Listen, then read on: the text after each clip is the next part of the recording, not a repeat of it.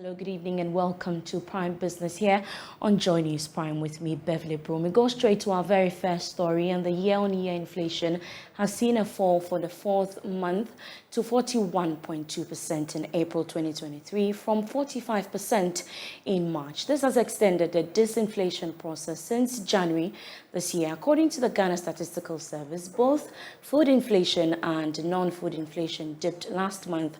There's more in this report. According to the figures, inflation for locally produced items stood at 38.2%, whereas inflation for imported items was 43.1%. Professor Samuel Kobnenim is the government statistician. We assess the contributions of the 13 divisions for the overall inflation of 41.2% for the month of April 2023. We continue to see the dominance of food and non-alcoholic beverages in contributing to the overall inflation rate of 41.2%. Specifically, food and non-alcoholic beverages contributed more than 50% of the rate of inflation that was recorded for the month of April 2023. Specifically, the contribution of food and non-alcoholic beverages for the month of April 2023 was 50.9%. 5 groups recorded inflation higher than the national average. They were housing, water, electricity, gas and other fuels, furnishing, household equipment, and routine household maintenance. Professor Samuel Kobnenim again. On a month-on-month basis, the division that recorded the highest rate of inflation was food and non-alcoholic beverages that recorded a rate of inflation of 4.3% for the month of April 2023. This was followed by health and followed by furnishing, with health recording a month-on-month inflation of 2.9%, followed by furnishing household equipment 2.1% for the month of April 2023. Meanwhile, the Volta region continued to record the lowest inflation among the regions, while the Western North region registered the highest inflation of 64%. Ghana's populous regions, Ashanti and Greater Accra, recorded inflation of 31.3% and 39.1% respectively.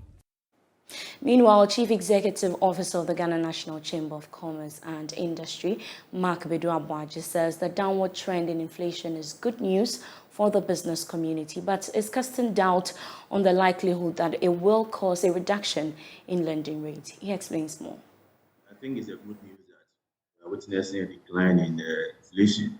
And of course, it's good news for businesses because inflation largely affects both the productive cost and also the consumer's ability to buy goods, because their purchasing power largely reduced when inflation is high. So with inflation coming down, the likelihood that the demand for goods and services will move up. Also the cost of production also go down. So inflation, for me, is an enemy to every economy. That's why we are all fighting and ensuring that we bring inflation down. So it's a good news for businesses. Well, it is the expectation of the Bank of Ghana that banks will cut lending rates, as we rightly read out to you, as inflation, turns downwards. Now, do you see that happening soon so that businesses can have access to cheaper credit? Well, I don't think that the reduction in inflation will necessarily cause a reduction in lending rate, because lending rate is a derived rate, and the number of factors play a critical role in the lending rate coming down. And one key determinant is the policy rate. If the policy rate remains as high as it is of 29.5, we don't expect that the lending rate will come down.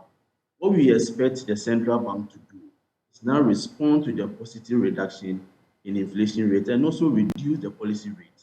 If they don't reduce the policy rate, I don't think the banks will respond by reducing their lending rate. But if the central bank should reduce the policy rate, then the banks will respond positively and also reduce the lending rate. So now the responsibility is on the central bank to ensure that with all this macroeconomic improvement, with stability in the foreign exchange market, with inflation coming down, there's no justification for the central bank to keep the policy rate at 29.5 or even think of increasing it. If they want to reduce the lending rate, then the policy rate should first come down. And I think banks will respond appropriately. Even though we know that prices are sticky downwards in Ghana, that the reduction in policy rate may not immediately result in reduction in the lending rate. But with time, I know there will be some positive response and the lending rate will come down. So the Bank of Ghana shouldn't think that the inflation is going down, so banks necessarily will reduce their lending rate. They will not until the policy rate and other factors also improve. Now, even as the Monetary Policy Committee of the Bank of Ghana prepares to meet and deliberate on a new policy rate, senior lecturer at the University of Cape Coast Business School, Seyoram Kawa, is urging the committee to consider reducing or at best maintain the policy rate following the downward inflation trend over the last 3 months. According to him, the approach by the central bank has made significant impact on inflation, hence the need to enable businesses have access to cheaper source of funding. Looking at it consecutively for 3 months, we have inflation coming down. And so for me, I would say that when the Monetary Policy Committee meets, they would look at these things that are happening and will maintain the rate as it is now and look at how it will affect the months that are coming. And so I do not see a change in the monetary policy rate. And you do not support it, do you? I don't support it now. As we have it, I wouldn't support a hike in the policy rate because already we have the average interest rate going for around 35%. Some might be low, some might be high. And so if the policy rate goes up, it's going to affect the cost of capital. And already businesses are crying, they are not having the needed capital to do whatever they want to do.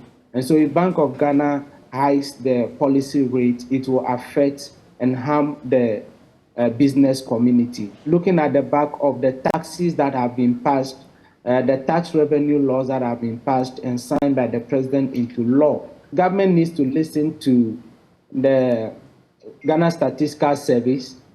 They need to ensure that the control of the dollar, where not everybody can just trade in the dollar, they maintain it.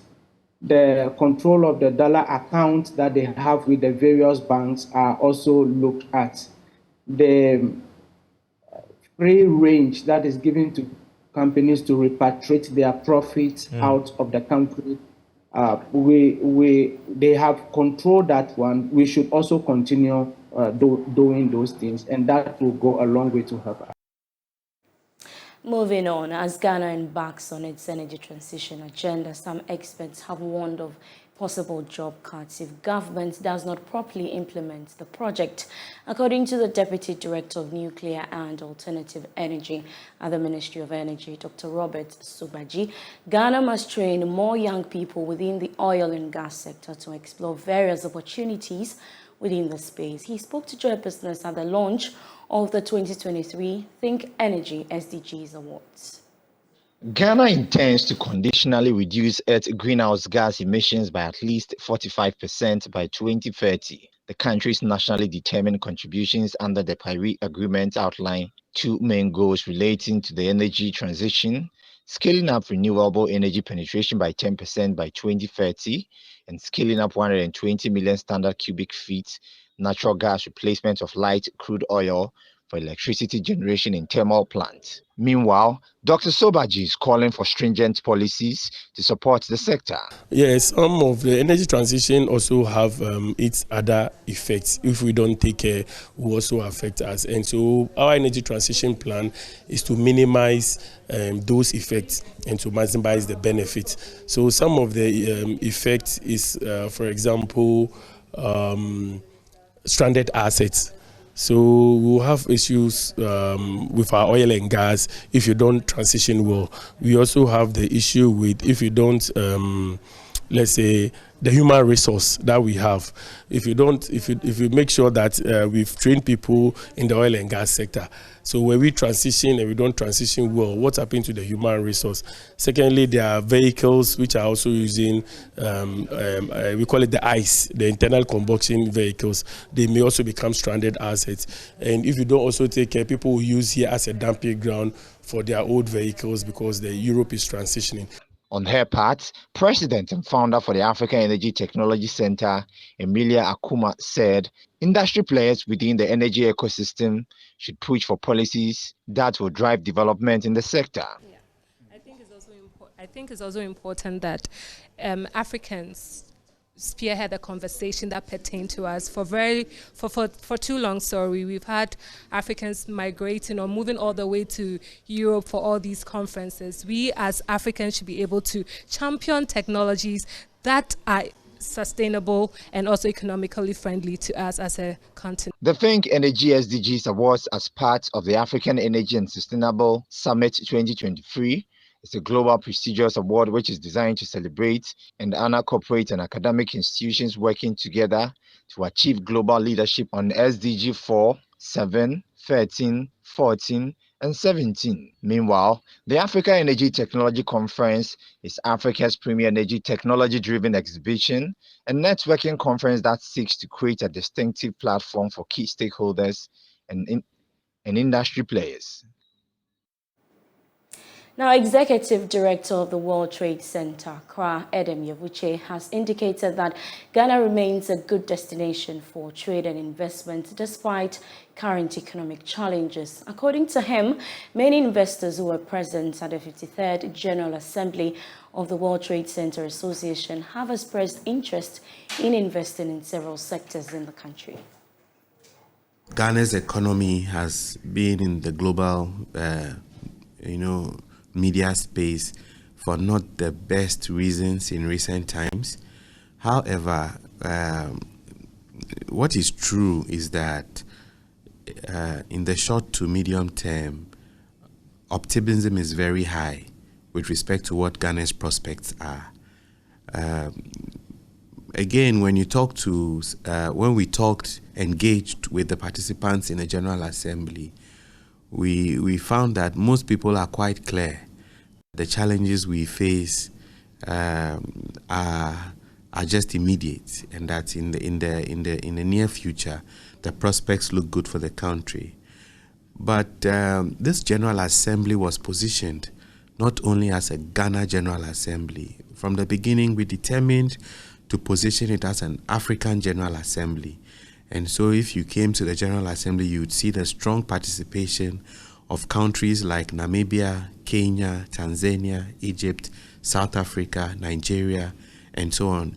And so generally, Africa is a good draw for global trade and investment at the moment, especially because of the Africa Trade and Africa Free Trade Area Agreement, Africa Continental Free Trade Area Agreement. What that agreement is doing essentially is creating the single largest custom-free trading area in the world. The prospects are very good for Africa because it is amalgamating the African market into one. Most global actors are very keen on this, and in fact, this was a big draw for several of the investors coming. And Ghana has a very good image as an oasis of peace and stability, where the rule of law is operational. We've done several good things, like the digitalization of our economy, things like the single switch, the single window port clearing system, and so on and so forth, have put us in good stead to attract investment. So when you put all of these together, and Ghana being the host of the AFTA Secretariat, and so the de facto capital of the new Africa integrated market, all of these things gave a good impetus for foreign investors seeking to come into the country. And a few days after the General Assembly, we are still very, very busy responding to enquiries for trade and investment opportunities in Africa. Several people came to Ghana and discovered other African countries like Namibia, for instance. And we're talking about very significant projects coming not only to Ghana, but going to some of our neighboring African countries. Director of Alexander Palace Hotel, Samira Sarah Mohammed, says her outfit is poised to compete with other multinational hotels in the country. She indicated her locally owned hotel has multiple objectives to promote Ghana's indigenous brand. Speaking on Joy Business at the opening of the hotel apartment in Adenta Ashie, she reiterated the hotel's commitment to providing hospitality excellence for its guests and clients with focus on business and leisure. The Alexander Palace Hotel is suitable for both short and long-term stays and is fully equipped with necessary amenities to accommodate any preference, Regardless of the length of stay, it is perfect for both business and recreational use, providing a healthy blend of relaxation, productivity, and rejuvenation. The main goal of the hotel is to offer their guests a royal-style accommodation while ensuring their safety, comfort, and well-being. Alexander Palace is a 24-bedroom apartment, okay, located on the stretch of the Dodowa Road, about 10 minutes drive from the Adenta police station. Yeah, basically it's to open the place and to welcome all guests to come in and start, enjoying our services. Yes, it's part of it, and to also give back to society, to employ the young ones. As the president of Ghana, it's always encouraging, entrepreneurs, okay, to create more jobs for the Ghanaians. So it's one of the reasons, and to also contribute to. Chief Executive Officer for the Ghana Tourism Authority, Kwesi Agyemang, said its outfit will deepen its engagement with various stakeholders within the hospitality industry to lessen the tax burden on them. Service delivery. And so I want to urge management to take service delivery as a critical value add to the offerings that they have here. Now, when people come here and they are leaving, they wish that they are back again at Alexander Palace. To do that, it means a lot of training, a lot of right recruitment, and a lot of coordination with other agencies and institutions in the country. HotCat, the Tourism Authority, the Ghana Hotels Association, GATOF, and all the other bodies come to bear. Health and safety protocols is also another advice that I will give management. Deputy Minister for Tourism Mark Okrekumanti called for more investment within the sector. Like I said, we want to make Ghana the tourism hub in Africa. That is the President of the Republic's vision. And I'm sure you will attest to the fact that we've taken some good steps that are beginning to yield the results. I'm sure the CEO of GTA, Mr. Kwesi Agyemang, has given you some data. If not, you can see him later. Alexander Palace Hotel Apartment is a 24-bedroom apartment hotel situated in a safe and secure environment. The apartment is roughly 15 minutes from the Bree Botanical Garden and 17 kilometers from the Kotoka International Airport. For business tonight. For more business news, you can log on to myjoyonline.com/business. I am Beverly Broohm. Enjoy the rest of our program. The business segment was brought to you by